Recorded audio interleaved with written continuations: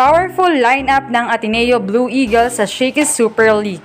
Kasado na Roma Dromal sumunod sa yapak ni Danny Ravena bilang libero team captain.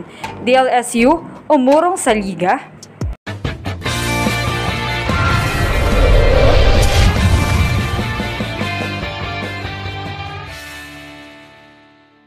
What's up, Volleyball Nation? Welcome back to my YouTube channel. Narito ako para magbigay sa inyo ng updates tungkol sa mundo ng volleyball. Pero bago yan, don't forget to subscribe and hit the notification bell para updated ka sa aking mga videos.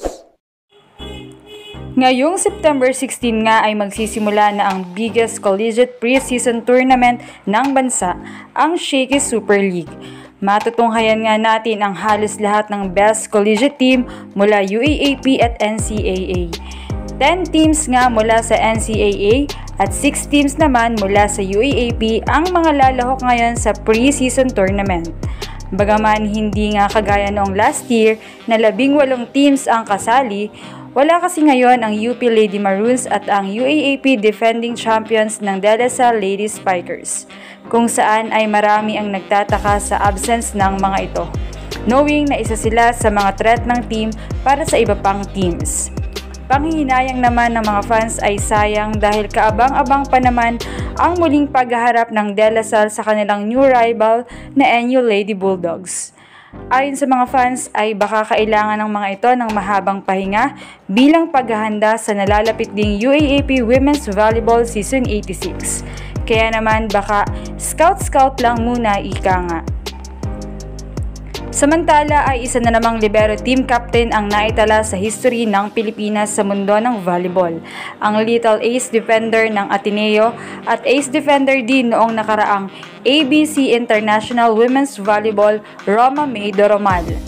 Matatandaang si Danny Ravena ang kauna-unahang libero team captain sa Pilipinas. Subalit, kasama rin ni Dromal bilang libero team captain ngayong SSL ang reigning best libero noong UAAP Season 85, Det Pepito. Samantala ay narito naman ang lineup ng Ateneo Blue Eagles para sa Shakey's Super League.